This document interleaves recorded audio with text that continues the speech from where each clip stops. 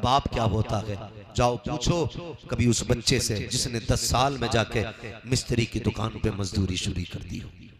जाओ कभी होटलों में देखो, तुम्हें 8 साल के बच्चे प्लेटें उठाते मिलेंगे।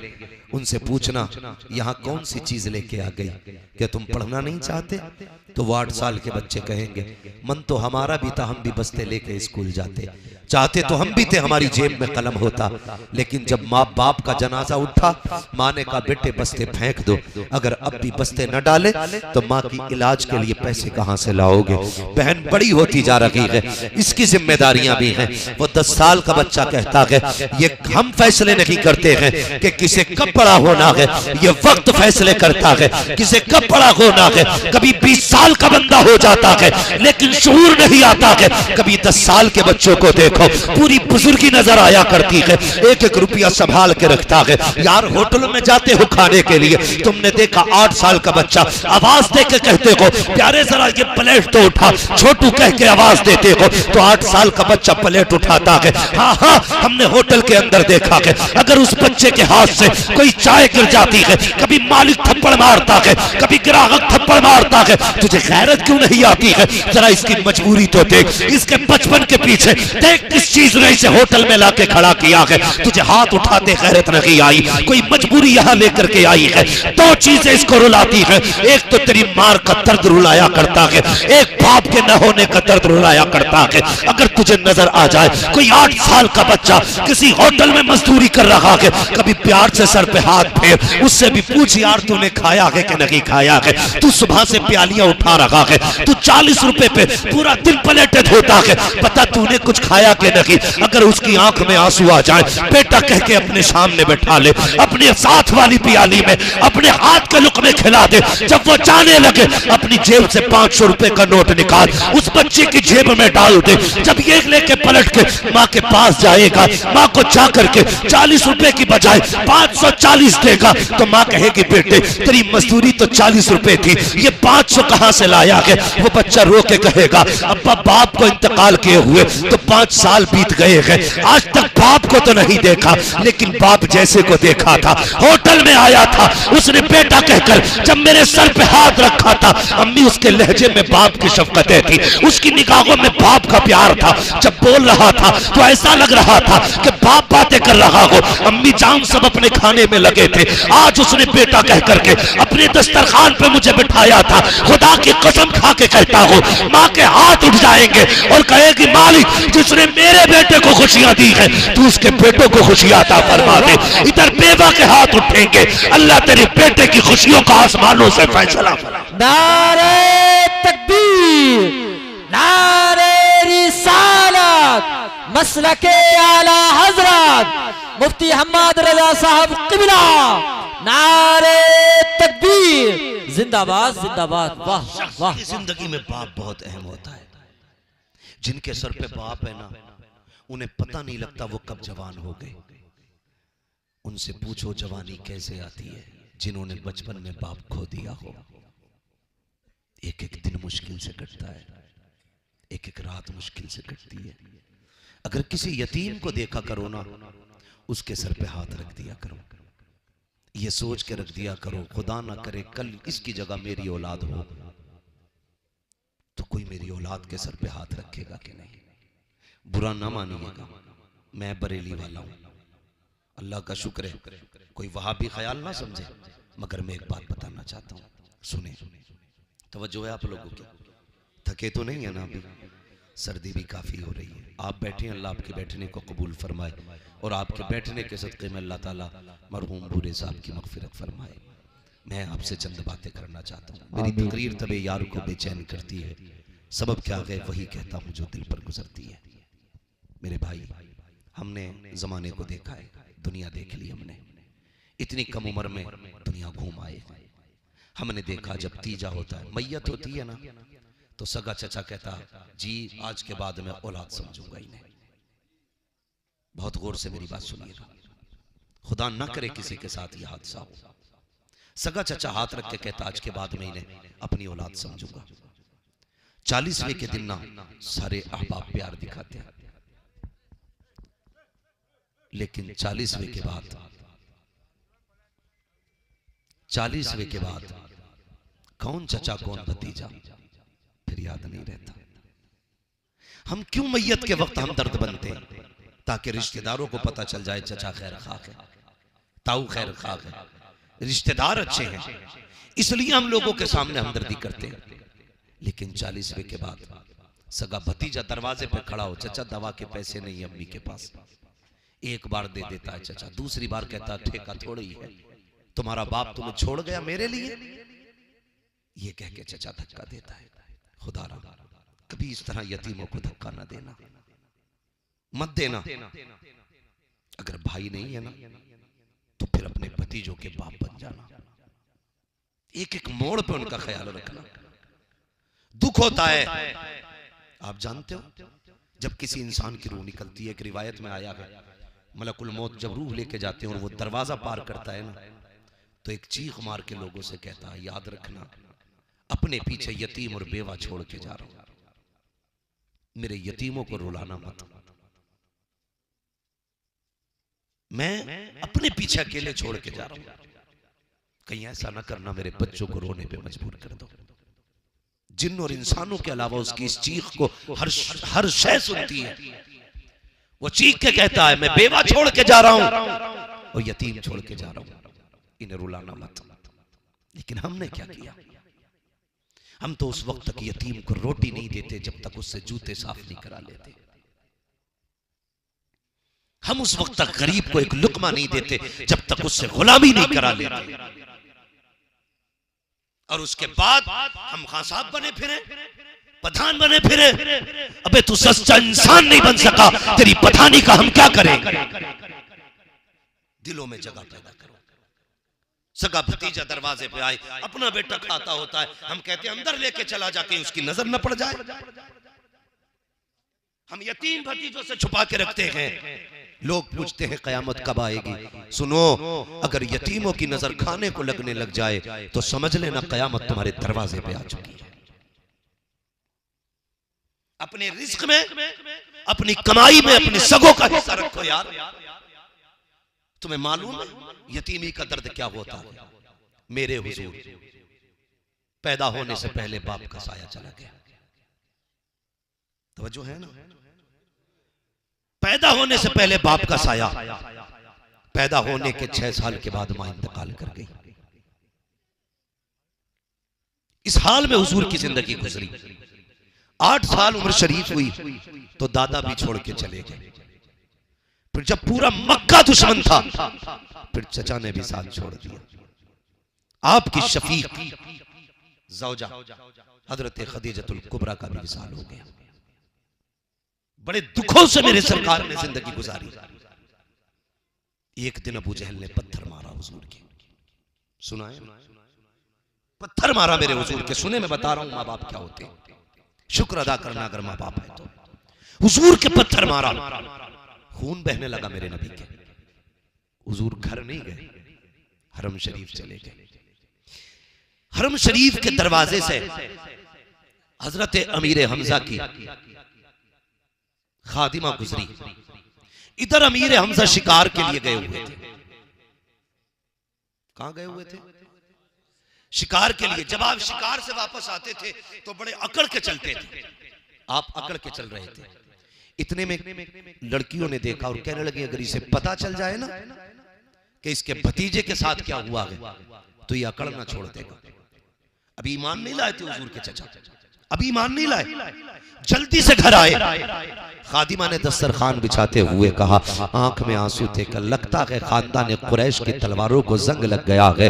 इतना सुना, कहा हुआ क्या है? कहा तुम्हें नहीं पता तुम्हारे भतीजे मोहम्मद को माज़अल्ला आज अबू जहल ने पत्थर मारा है। इतना सुना दस्तरखान छोड़ा, तलवार उठाई और दौड़ लगाई। लोगों से पूछा अबू जहल कहाँ मिलेगा? किसी ने बताया अपने यारों के साथ कह कहे लगा रखा है। वहां पहुंचे जहां बैठा हुआ था और गिरबान पकड़ के उठाया। उठाने के बाद कहा खबरदार तूने क्या समझा था, मेरे भतीजे को लावारिस समझा। ये कह के आपने तलवार के दस्ते से चोट मारी, उसका सर फटा, खून बहने लगा। फिर आपने कहा लोगों मेरा भतीजा कहाँ है? कहा जाओ हमने उसे हरम शरीफ में रोते हुए देखा है। अब जरा सुनना, जब हरम शरीफ में आपके चचा आए हैं, सरकार दो आलम हालत सजदा में है, रो के अपने रब से फरियाद कर रहे हैं। चचा ने आके कहा था भतीजे जरा सर तो उठाओ, मैं आ गया हूँ। मेरे नबी ने सर नहीं उठाया। फिर चचा ने कहा सर उठाइए, मैं आ गया हूँ। फिर सर नहीं उठाया। तीसरी मर्तबा चचा ने कंधे पे हाथ रख के महबूब के जब उठाया के तो क्या देखते हैं, जहां सरकार ने सजदा किया के वो जमीन आंसुओं से तर हो चुकी है। सरकार ने उठा के कहा था भतीजे अब तो राजी हो जा, मैं तेरा बदला लेकर के आया हूँ। ये कह के बाजू बढ़ाए थे, सरकार ने अपने चचा के बाजू हटाए और कहा था आज मेरा कोई नहीं है, और रो के तारीख साथ जुमले कहे थे। आका ने फरमाया था चचा अगर आज मेरा बाप होता तो किसी में हिम्मत नहीं थी जब मेरी तरफ आंख उठा के देख लेता।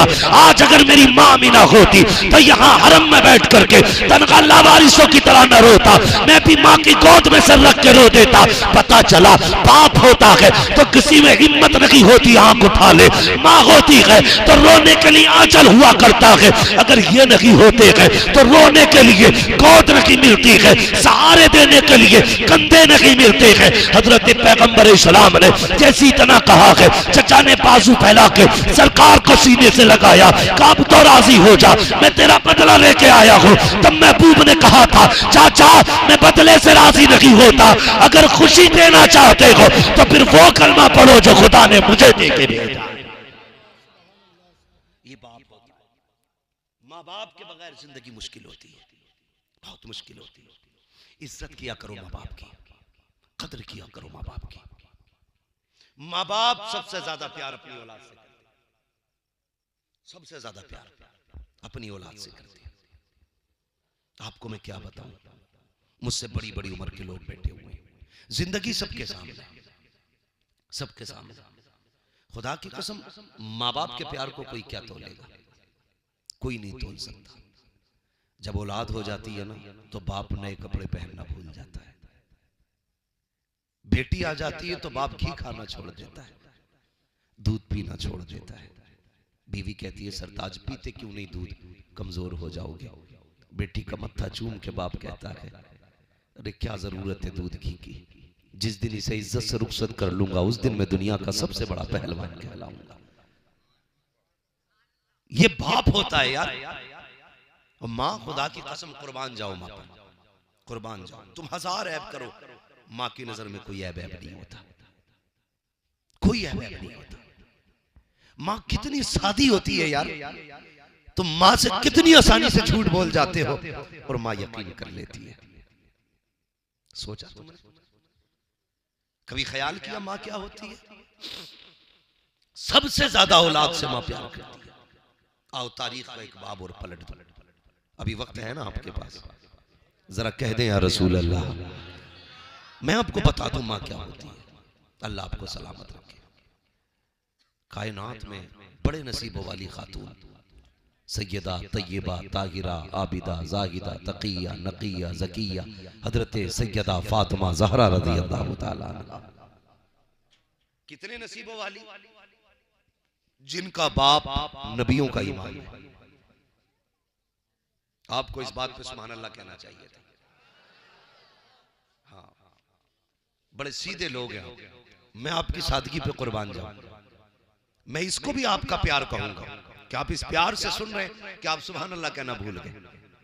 सैयदा फातिमा वो है जिनका बाप नबियों का इमाम है, जिनका शोहर वलियों का इमाम है, जिनके बेटे शहीदों के इमाम है और जो खुद जन्नती औरतों की सरदार है।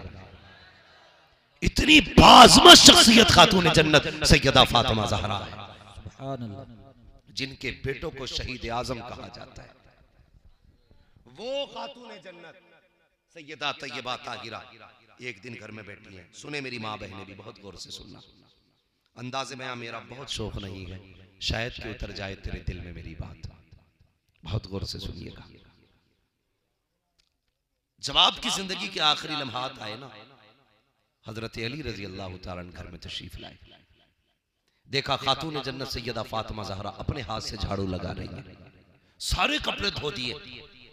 उसके बाद कहने लगी अली मैंने तुम्हारे सारे कपड़े धो दिए, जो तुम्हारे सर पे अमामा है ना ये भी दे दो, धुल देती हूँ। हजरत अली मुस्कुरा के कहने लगे लगता है फातिमा आज तबीयत ठीक है, आज खुद काम कर रही हो। कहने लगी अली वक्त कम है, ज्यादा बात करने का वक्त नहीं है, जल्दी से अमामा दें। हजरत अली ने अपना अमामा उतार के दिया, खातून जन्नत उसको धुलने में लग गई। आप आए, कहने लगे कनीज से क्या बात, आज फातिमा की तबीयत ठीक है?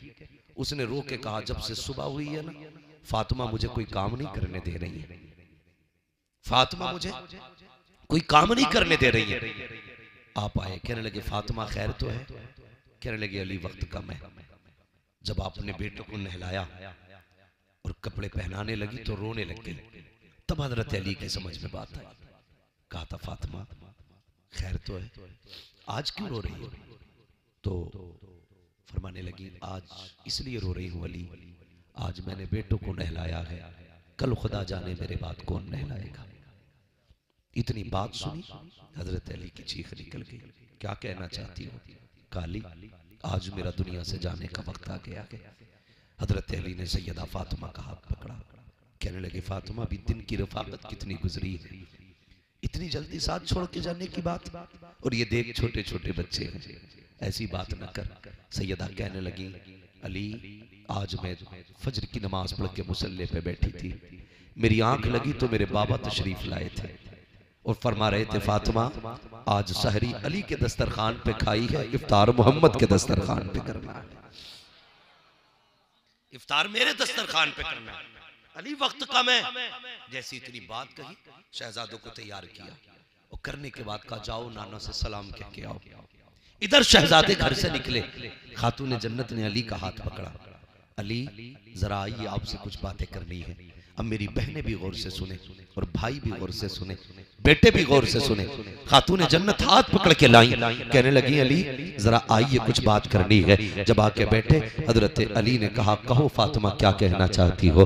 कहा अली पूरी जिंदगी तेरे साथ गुजरी है, अली जो जिंदगी के अयाम गुजरे हैं, ए अली अगर कोई खता हो गई हो तो माफ कर देना, कोई गलती हो गई हो तो माफ कर देना। अब हजरत अली की चीख निकल जाती है, खातून जन्नत मुझसे माफी मांग रही हो, माफी तो मुझे मांगनी चाहिए, जिस दिन से मेरे घर में आई हो अभी तक कभी सुख का तुमने एक सांस नहीं लिया है, दुख के सिवा तुमने कुछ नहीं पाया है, तुम सैयदुल अंबिया की बेटी हो, मेरे घर के अंदर आज तक तुमने पेट भर के खाना नहीं खाया, खातून जन्नत मुझे माफी मांगनी चाहिए। सैयदा फातिमा ने कहा था अली हो सकता है जिंदगी में कोई खता हो गई हो, तुमने कपड़े धोने के लिए कहा हो मुझसे धुलने में ताखिर हो गई हो, तुमने रोटी बनाने का हुक्म दिया है मुझसे बनाने में देर हो गई हो, ए अली ऐसा हो गया हो तो माफ कर देना। हजरत अली ने कहा फातिमा जाओ मैंने रब की रजा के लिए माफ किया। अगली बात खातून जन्नत की सुनना, आपने फरमाया ए अली जब तक मैं तुम्हारे निकाह में थी उस वक्त तुम्हें दूसरे निकाह की इजाजत न थी, आज फातिमा जा रही है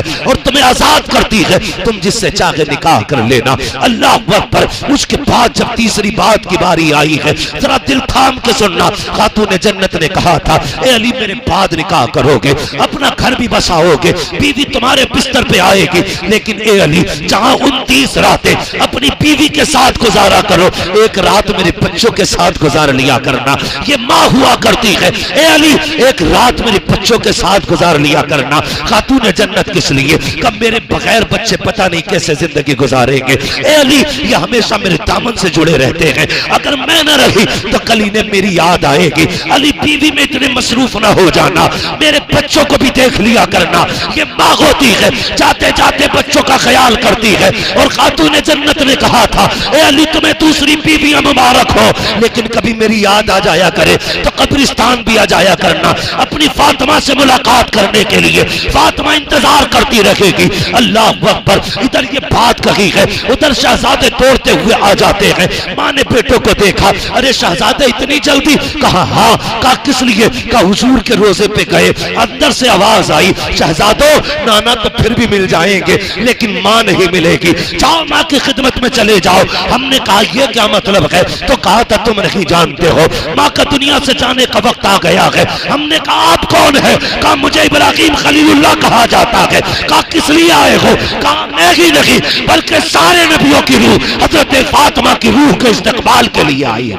नारे तकबीर, नारे रिसालत, मसलके आला हजरत उलमाए अहले सुन्नत हजरत मुफ्ती हम्माद रजा साहब क़िबला, नारे तकबीर।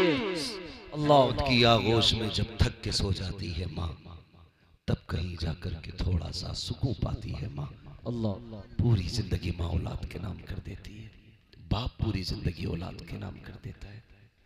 हम कितना करते हैं उनके लिए? कुछ भी तो नहीं, कुछ भी तो नहीं यार। किया करो उनके लिए। ये बंगला, ये गाड़ियां, ये इज्जत, ये शोहरत, ये दौलत, बाप नहीं होगा तो ये सब काटने दौड़ेंगे।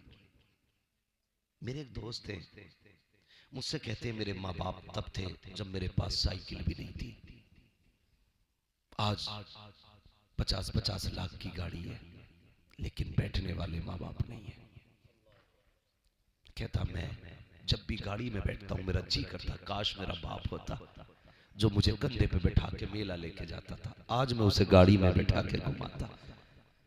इसलिए बाप है ना तो इज्जत करो, कदर करो। अपने खाने से पहले अपने माँ बाप के खाने की फिक्र किया करो।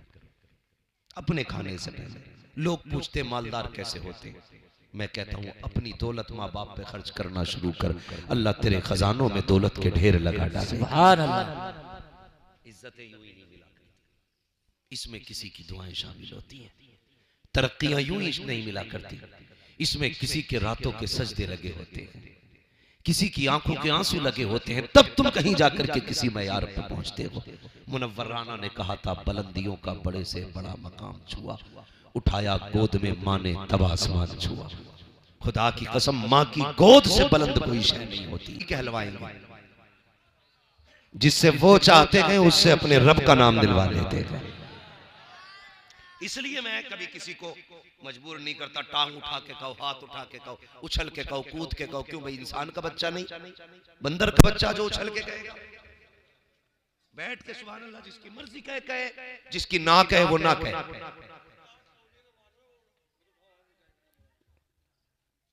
ये अलग अलग मसाइल है, ये इस तरह की इतनी बड़ी बातें चर्चा नहीं करनी चाहिए। हमने ये देखा है कि बड़े बड़े बुजुर्गों को भी फालिज की बीमारियां हुई हैं। इमाम बुसीरी को कौन नहीं जानता है, जिन्होंने कसीदे बुर्दा शरीफ लिखा और ऐसा लिखा कि सुनने के लिए खुद हुजूर मदीने से तशरीफ लाए थे। तो ये बीमारियां, ये बात आपने कह दी तो कह जाऊं, बीमारियां ये अल्लाह की तरफ से इनाम होती हैं। अल्लाह जिस बंदे को करीब करना चाहता है ना उसे बीमार करता है, क्योंकि बंदा जितना बीमार होता है उतना ही रब से करीब होता चला जाता है। हम किसी बीमारी को नहुसत नहीं कहते, अपने रब की रहमत कहते हैं। जब हम अच्छे मजबूत थे उसकी बारगाह में ना आ सके, मुसीबत में मुब्तला हुए, तो फिर हमने कहा मालिक बस अब तू ही है।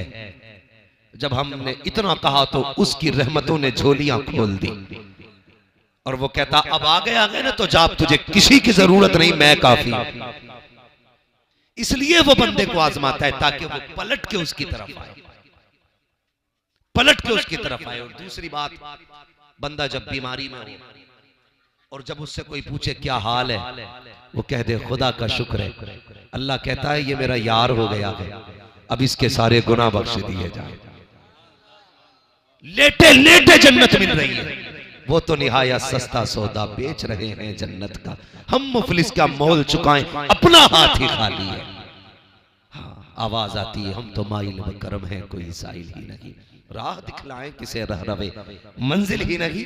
और जब उनके देने की बात आए तो हम फख्र से कहते हैं कौन देता है देने को मुंह चाहिए, देने वाला है सच्चा, देने वाला है सच्चा हमारा नबी। अब मैं आपसे कह रहा हूं कि मैं शजरा पढ़ूंगा, मैं हाथ का इशारा करूंगा तो आपको सुभान अल्लाह कहना। समझ गए ना? बात पक्की रहनी चाहिए, बीच में धोखा ना दे देना। जब मैं हाथ का इशारा करूं आपको सुभान अल्लाह कहना। मैं क्यों कह रहा हूं उसकी भी वजह बता दूं।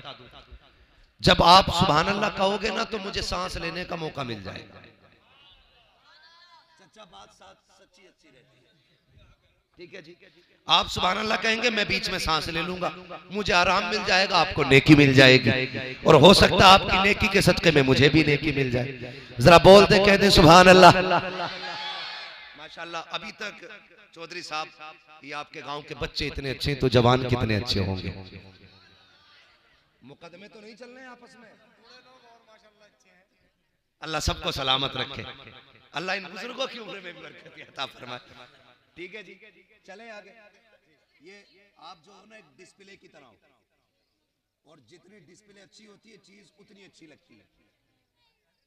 डिस्प्ले अच्छी हो तो चाइनीज चीज भी बिक जाती है, और डिस्प्ले ठीक ना हो तो नोकिया का माल भी रखा रहता है। ठीक है जी। तो जो आगे वाले लोग हैं ना, आपको जरा और ज्यादा बेदार रहना। जरा आगे वाले बोल दें सुभान अल्लाह। माशाअल्लाह, इतनी तेज आवाज निकल रही है, मेरा यकीन है ये बात आवाज मदीने तक जा रही होगी। और हमारा अकीदा यह है वल्लाह वो सुन लेंगे, फरियाद को पहुंचेंगे। इतना भी तो हो कोई जो आह करे दिल से। हुजूर को जब भी पुकारा करें दिल से पुकारा करें, फर्जी नहीं, फॉर्मेलिटी नहीं। किसी मौलवी के कहने पे तुमने पुकारा तो क्या पुकारा, मजा तो तब है जब खुद पुकारा कर। अजीब मसला, लोग कहते हैं प्रधान के नाम पे सुभान अल्लाह कहो, चौधरी साहब के नाम पे सुभान अल्लाह कहो, ये क्यों नहीं कह देता कि मुस्तफा के नाम पे सुभान अल्लाह कहो? इससे बड़ी जात कौन सी होगी? ठीक है जी, आपको सिर्फ सुभान अल्लाह कहना। जब मैं हाथ का इशारा करूंगा उससे क्या है, मुझे सांस लेने का मौका मिल जाएगा। बच्चे बड़े समझदार हैं, इंशाल्लाह अगर ये पढ़ें, मोबाइल कम चलाएं तो इनका फ्यूचर बड़ा मुस्तकबिल होगा, बड़ा रोशन इनका मुस्तकबिल होगा, इनका फ्यूचर बड़ा ताबनाक होगा। पढ़ते हैं ना बेटे? पढ़ने जाते हो कि मोबाइल चलाते हो खाली? एक बात बता दूं तुम्हें भी बेटे, जो कौम बचपन में मोबाइल चलाएगी वो जवानी में भीख मांगेगी। ये आने वाले 50 साल का उसूल है। अगर आने वाले दौर की भीख से बचना है, आज किताबें उठा लो, कल कंप्यूटर तुम्हारे कदमों में पड़े होंगे। पढ़ेंगे इंशाल्लाह। जो अच्छा नंबर लाया करे चेयरमैन साहब, आपकी बस्ती में जो टॉप क्लास किया करे, पूरी बस्ती को टॉप किया करे, नेता लोगों की जिम्मेदारी है उसकी हौसला अफजाई के लिए उसको कुछ न कुछ इनाम दिया जाना चाहिए, ताकि इससे हमारी नस्लों में पढ़ने का शौक पैदा हो। ये करना चाहिए। बस मैं अब बात पूरी कर दूं, मुझसे कहा गया वक्त बहुत ज्यादा हो रहा है, मैं भी बीमार आदमी हूँ, रोज सफर करता हूँ, बस मुझे भी आज आराम मिल जाएगा। जरा कहें सुभान अल्लाह। आप किस चीज का इंतजार कर रहे हो भैया? अभी क्या जिब्रील आएंगे कहने के लिए सुभान अल्लाह के लिए? मैंने इतनी वाज़ेह बात कह दी, आप सुभान अल्लाह कहोगे मुझे सांस लेने का मौका मिलेगा। आप अभी से ऐसे कर रहे हैं जैसे धान टोकरे जम के आते हैं, कहीं बाल निकली है, कहीं ठोम जम गई। ऐसा ना करें, जरा सारे बोले सुभान अल्लाह। आदम के बेटे शीश, शीश के बेटे यानस, यानस के बेटे कैनान, कैनान के बेटे मैलाइल, मैलाइल के बेटे ब्यारत, ब्यारत के बेटे इदरीस, इदरीस के बेटे मुतवशिक, मुतवशिक के बेटे लमकनेक नाम, लमकनेक नाम के बेटे नूह, नूह के बेटे शाम, शाम के बेटे जुल्हाद, जुल्हाद के बेटे शालेक, शालेक के बेटे आबिर, आबिर के बेटे दाता, दाता के बेटे रावा, रावा के बेटे सारू, सारू के बेटे नाखुर, नाखुर के बेटे तारिक, तारिक के बेटे इब्राहिम खलीलुल्लाह, इब्राहिम खलीलुल्लाह के बेटे इस्माइल ज़बीहुल्लाह, इस्माइल ज़बीहुल्लाह के बेटे केदार, केदार के बेटे अवाम, अवाम के बेटे हमल, हमल के बेटे सलमान, सलमान के बेटे हमल, हमल के बेटे साबित, साबित के बेटे सलमान, सलमान के बेटे रईसा, रईसा के बेटे इलियासा, इलियासा के बेटे औद, औद के बेटे हव्वा, हव्वा के बेटे अदनान, अदनान के बेटे मोहित, मोहित के बेटे नदान, नदार के बेटे मुदिर, मुदिर के बेटे इलियास, इलियास के बेटे मुदरिका, मुदरिका के बेटे खदीमा, खदीमा के बेटे किनाना, किनाना के बेटे नदर, नदर के बेटे मालिक, मालिक के बेटे फार, फार के बेटे गालिब, गालिब के बेटे लुई, लुई के बेटे काब, काब के बेटे मुर्रा, मुर्रा के बेटे किलाब, किलाब के बेटे कुसई,